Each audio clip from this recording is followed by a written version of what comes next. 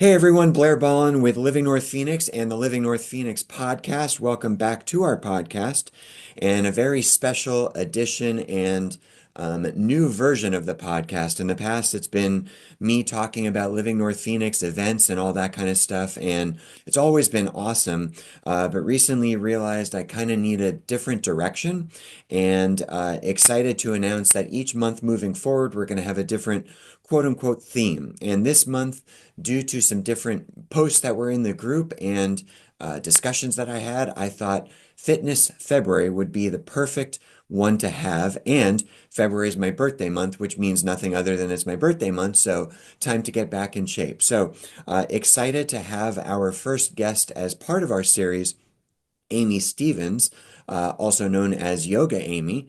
And we're excited to have her on the podcast and as our first guest for the month to talk about the different things that she lets the community know about fitness. So, Amy, thanks for being here. Thank you, Blair. Yeah. Well, it's 27 years being Yoga Amy, and the nickname just kind of stuck. And so that's the direction I took for my business. And 27 years, it's hard to believe that it's been that amount of time. I'm not going to say it's been a long time, but it's that amount of time. And it's been a lot of fun. I got into doing yoga as just a way of stress relief. And I had an incredibly stressful job straight out of college as an interior designer doing healthcare design and I was one of those people who was laughing hysterically during class because I was releasing all of this stored up energy that I didn't know about, didn't understand, and it's just amazing what our body can do. So 27 years later, I have a wealth of knowledge under my belt and it's Yeah. been a lot of fun. So I'm not overly familiar with yoga. Like my wife does it. I've done like one or two classes of hot yoga. How many different types of yoga are there? What's your specialty if there is one? Walk us through that. Sure. So there's a lot of different styles because the Western culture likes to adapt everything. The idea of hot yoga, there's the Bikram style of hot yoga where there's a set class of poses. So it's the same thing every single time you go in, and it is a heated room. I have taught hot vinyasa flow in the past, and I am of the mindset I don't want the mind to be able to predict what's coming next. Hmm. Because it's important that our brain works differently, that it's not just the set thing over and over and over because then you disconnect from the actual process of hearing. And that's a lot, I think, of what happens in our world these days is that people disconnect from having conversations. It's all done digitally. So, from the perspective of different styles, my background is more of called hatha yoga. So, it's just the balance of heating and cooling poses. And it's a more traditional. It is from India.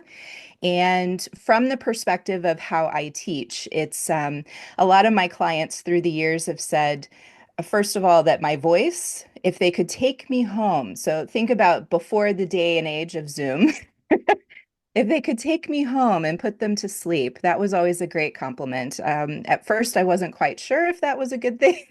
But then as I got older, I was like, oh, yeah, that does make sense. Okay. I think a lot of people, their brains just can't turn off. And having that downtime, being able to listen to their body and being able to just have an experience instead of numbing out. Yeah, for sure. You touched on a couple points there. One that I wanted to bring up, and I'm guessing this isn't in exact alignment with what you said, but and I don't remember which book it was, whether it was a book by Jim Quick or Jim Clear, Atomic Habits, or a different one, where he talked about as humans get so and was talking about brain health and the idea that like this morning, I take my daughter to school and then I come to work and it's the same turns on the same roads always. And why not switch it up one time or many times or however often to just give your brain a different chance to think about something different I mean, repetition is important. So we remember something, we grow, all that stuff. But at the same time, for brain health, which again, I realize this isn't what you were talking about, but um, getting the brain involved to do those things is so important. Yes, it is. And one of the things in my personal training practice, I don't turn on my camera. I make them just listen to me. And for some people, it's like, nope, I can't do this. And for others, like, oh, you're really making me get into my body and understand what I'm supposed to be doing. And that's what's been great about working with clients via Zoom. Um, the whole process of brain and the understanding, because I have worked with clients who've had strokes, and it's been interesting observing how as they're coming back, and they're capable again. They can walk, they can do things, they can move. It may be slower that they're moving, but they can still have that experience. So getting their brain to activate in a different way is so important. And the process behind yoga, it's about the mind-body connection. So if you are one who has anxiety and just too much in the world, then that's something that is helpful. The process of listening to your breath, the process of feeling just very gentle movements. I've kind of moved away from the harder practices at this point in my life.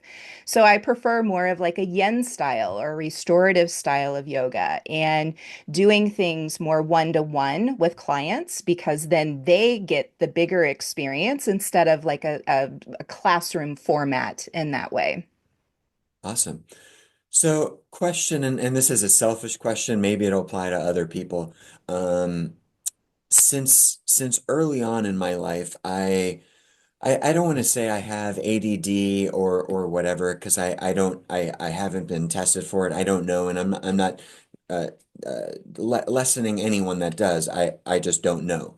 But I have a very hard time sitting still. And, as you brought up, and many of us know, or I've got this always by me, whether I'm sleeping or whatever. And there you go. Um, so the ability to sit still without thinking about other stuff, being able to just be, for someone like that, in this case me, who's resisted doing something like yoga consistently, what would you say to that? So in my one-to-one practices, I have a gentleman I work with and he is ADHD and it is very evident when his brain clicks off from what I'm saying to him thinking about something else. And I call him out on it. I'm like, "So, what was important that switched you from doing what you're doing to thinking forward?" And it's really interesting because when I call him out on that, it actually gets him back into his body and he appreciates it. I'm not being rude Yeah. by doing that. It's just something that when you have kind of that mentality, it's easy to jump ahead. It's easier to not be connected to body. And when we are in a state of discomfort. So, for some people, lifting weights is a state of discomfort. So, why would they want to do that? Cardio can be a state of discomfort. Why do you want to do that? But when you start thinking about, so how many people do you see at a gym listening to something or watching one of the TVs in front of them? They are disconnecting from what they're actually doing. They're not observing. I'm walking, I'm running, I'm lifting weights. It's a very easy way. It's how we've been trained in the Western culture to do things. So that multitasking feature. But from the perspective of just giving yourself permission that when a thought does come up, what's it about? Like, is it dealing with something that you're feeling internally? Or is it more in regards to just wanting to blank out on the process of what's going on and just enjoying something else while you kind of trudge through whatever the workout may be. Hmm, awesome. So a lot of that, what I'm hearing is also just be present for what you're doing. Yeah, and it's true when we eat. I had lunch with a girlfriend who's a school teacher, and she's been retired for at least 15 years. And I was like, girl, I cannot keep up with you. You are scarfing your lunch down like it is, like you have 5 minutes. And she's like, well, that's how I've been trained since I was in my 20s out of college doing my first teaching job. I said, yeah, but you're retired now. Stop, like, slow down, eat your meal, enjoy what you're tasting. It's just, you're like, I can't keep up and it's making me feel nauseous. Right. Okay. So I know you mentioned this earlier, and I was going to ask you. So you do obviously you do yoga, but you do it via Zoom. Do you also do it in person? I don't teach in person anymore because of my crazy work schedule. It really is helpful for me, and I am finding that all of my clients who work with me love it. They don't have to get up, they don't have to, drive X amount of miles to get to a place. If they don't even want to take a shower, that's fine too. I do say that they need to be dressed, so there I am trying a line there. So, from the perspective of hosting this way, I have a client who lives in Singapore, part-time, and then they're here in the area, the other part-time. So it's really great. It gives flexibility, and if anybody's traveling in their time frame, they don't have to give up their workouts while they're traveling. Yeah. And then is it always individual, some group also, a mix? So I do have a mix. I have a couple of group classes. One's a 15-minute corporate class that I offer twice a week. So 15 minutes at 1 o'clock, Arizona time, which is fabulous because they're coming right off of lunch. Some people don't like that, depending on how big of a lunch they have. But I'm not doing like really massive amounts of things with them. It's more of an administrative group, but it is a construction company. So some of the guys are out in the field, others are in the office. And so I try to work a combination of things based on what they do. And then, so that's available. It's also on my website for that schedule because it is open to others. And then I also offer a gentle yoga class on Monday nights, and this has always been my favorite style of yoga because, well, when I did it in person in a yoga studio and at gyms and that kind of thing, when somebody snores, that's actually the biggest compliment I think I can ever have because it doesn't happen very often. So when I hear a snore come out of somebody, it's like, oh, yay. That's funny. Okay. And so what would you say? So with me calling this Fitness February, what would you say outside of yoga, um, you personally try to pay attention to most to make sure you're as fit as possible that you want to be? What does that look like? Whether it's nutrition, exercise, whatever. Yeah. So one of the things that when a woman gets to a certain age, there's this thing about perimenopause and going through the menopause concept and the changes that your body takes. The biggest thing that I have learned is to be gentle with myself. It's not how it used to be. And it doesn't matter sometimes what I do, but I am more alert to um, how I feel because there are certain things that a lot of conversations may be taboo or not being taken place about perimenopause in particular. Um, the That's a whole other conversation that I'm not sure you want to have right now. But I am participating in a menopause conference coming up later this month. So that's something I'll have on my website as well. But from the perspective of just being gentle with yourself as your body changes, as your hormones change, and that's true for men too. As hormones change, you just have to be understanding that, hey, I'm not 20 anymore. Like, okay. So what does a walk look like? What does a hike look like? If you're hiking, do you need to have walking sticks to help you feel more secure while you're out, especially if you're doing it by yourself? If you are hiking by yourself, I would highly encourage to make sure that you have some kind of tracking system. We've been hearing more and more about that on TV as well with any of the hikers in the last few years who have not had a tracking system on their phone. So if they've gotten lost, if they've gone off track, it's just, it can be a scary situation. The amount of water that you're drinking.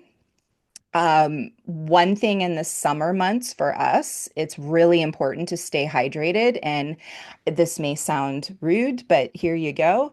Um, my design career, I had to design around urine. And so as I've gotten into my yoga career as well, it's like, hey, look in the toilet. If your urine is clear, that's fantastic. If it is brown, you are in trouble. You are dehydrated and you are in trouble. So being alert to what your body is doing. Again, it's this whole understanding of the mind-body connection. And if you start dismissing any symptoms that you have, that's not good for you ultimately in the long run. Right. Right. So one thing I also wanted to mention to you, so that 15-minute corporate class, we're gonna do a little playing right now, okay? Blair, you good with this? I'm good. I asked you beforehand if you had like a belt or if you had like a broomstick.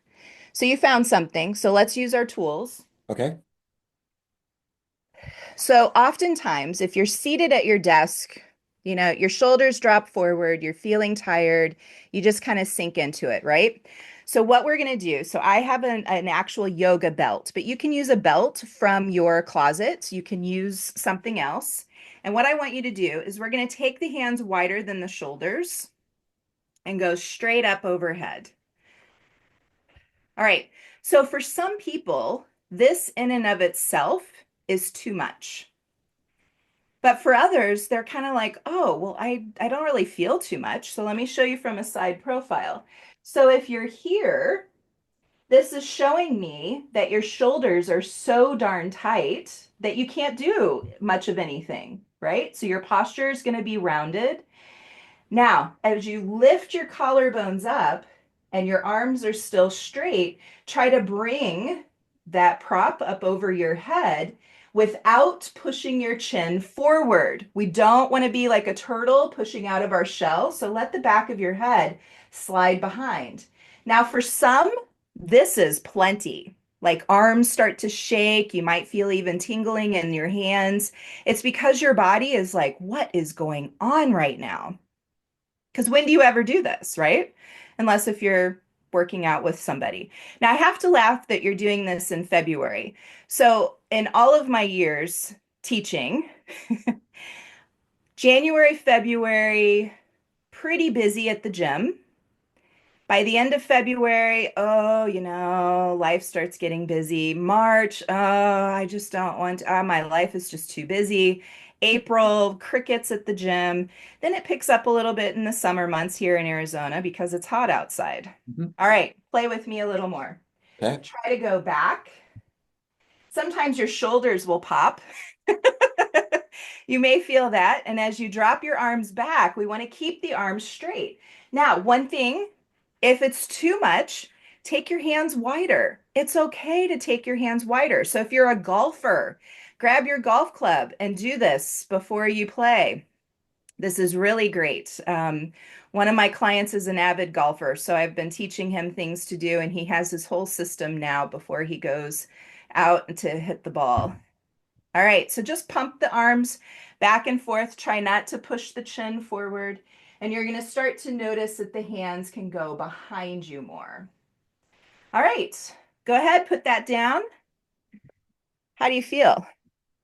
Well, it's because I've been so out of shape. I mean, I was definitely starting to feel some shaking. So, I mean, I feel good by doing it though. So, and it's true. Like it's such a small thing that has such a big impact because, you know, many of us do work at a computer and just sitting there without any movement is not good at all. That was really good.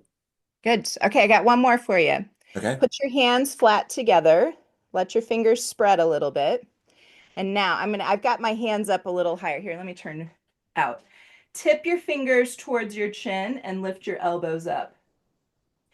Now, here's what I want to point out. You just adjusted yourself. So if the hands start to separate, don't tip your fingers as far towards your chin. But this helps with wrists. Now point forward. This help with wrists, with forearms. Try to drop your shoulders a little bit. Yeah. Huh.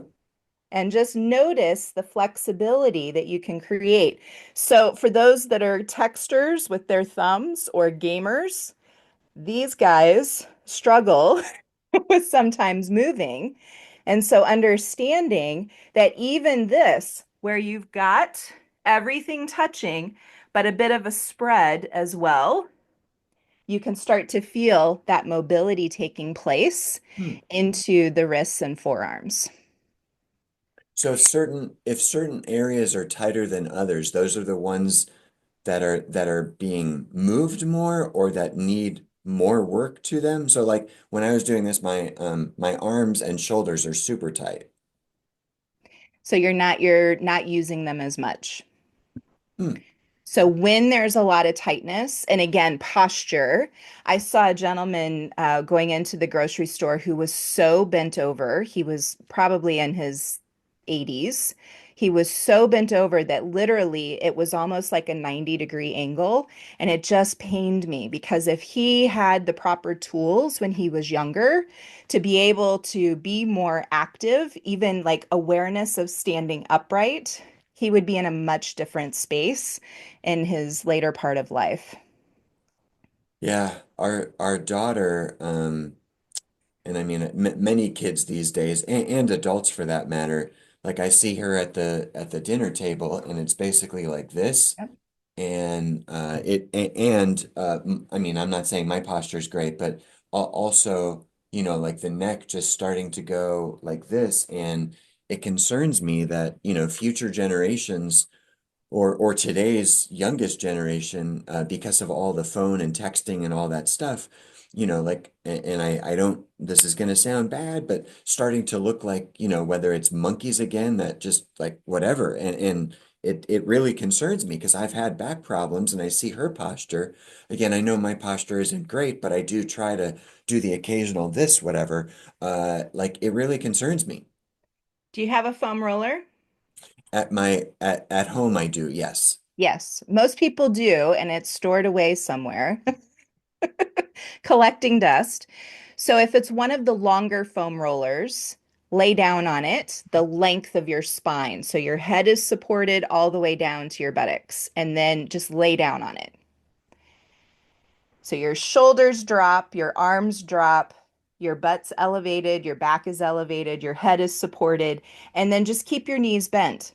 So that slight bit of support under the full length of your torso, your shoulders will have the capability of dropping down, which then starts to open this, which also helps with your lungs. Oftentimes in our winter months, if we have people coming in from out of state and bringing us their wonderful cooties, um, we get into that whole situation with kids who get sick from school. Um, the whole thing about getting your lungs to open and receive a deeper breath is very, very important as well, especially in our winter months. Hmm. So I just got a reminder that we've got about 10 minutes left. So you brought up something there, and my massage therapist has told me this before, and I never understood it. So assume this is the foam roller, and obviously this isn't to scale, but I get really confused with this stuff, and assume this is me. So then I'm lying, and the foam roller's like this. So I'm lying on it like this then? Yes, yes. So, and then your feet will be on the floor, your knees will be bent, and then your whole entire back, your butt, your back, your head are all on the foam roller. Huh. Okay. Now, there are some foam rollers that are only like a foot long. You Right. obviously won't use that. You want to use the ones that are at least 36 inches long. And so it just honestly, that in and of itself has helped tremendously for so many of my clients. Because everybody buys a foam roller and then they hate it because it's not forgiving. Like it does not um, have softness to it like a mattress does. And so I when they have it and then they store it away in their closet, it's like, oh, let's pull that out and let's use that a little bit. So, Yeah, I love my foam roller. I get a lot of tightness towards the top of my or bottom of my neck, top of my shoulders, and upper back, and then my sides of my legs. And rolling on it just will almost instantaneously get rid of whatever knots are there. So yeah, if anyone's listening and you don't have a foam roller, highly suggest you get it. Um, so as we start to, unfortunately, don't have more time. As we start to wrap up, how can people find you and get a hold of you to inquire about classes or whatever's next? yeah, my website is the best way to get a hold of me. It's yogaamy.net. YOGAAMY.net.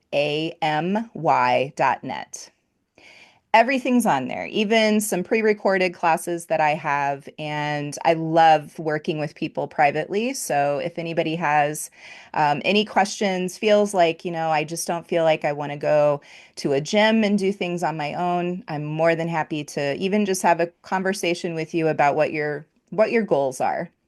Awesome. Yeah, and as someone, so obviously I run the Living North Phoenix group, and there's however many people in there, but regardless of that, with where we are as meaning Phoenix. I think it's even more important that people look at something like yoga, that's so important to get more connected to to themselves, because the thought is, at least my thought is, summer hits and then it's too hot, so we're not going to do anything outside. So then what can we do inside? And there's plenty to do outside or inside, and yoga is definitely one of those things. I know I don't do it. My wife, like I said, does. And I'm hoping whoever listens to this reaches out or asks questions or whatever to just give themselves a better chance of making sure they're as fit as possible.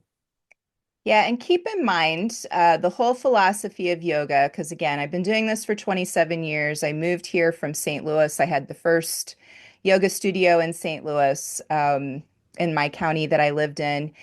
It's not a religious aspect. So please know that I'm not here to teach you a religion. I'm here to allow you to feel better.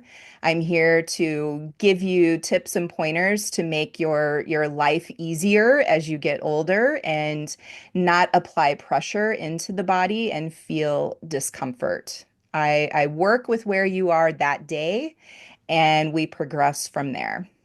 That really comes up as a concern, that they're concerned it's relating to oh boy. And I'm getting it all over again. Like 27 years ago in Missouri, that was one thing, but I'm getting it here again. That's sad. Wow. Anyway, okay. Well, did you want to cover anything else or bring up anything else? No, I want you to use that stick and do your arm stretches every day and think about it like when and taking this is the other big thing. This is the other big thing.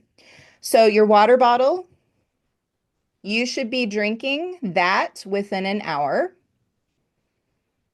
that entire thing Okay. within an hour. Yep. Get up within that hour, hour and a half, use the restroom, refill it.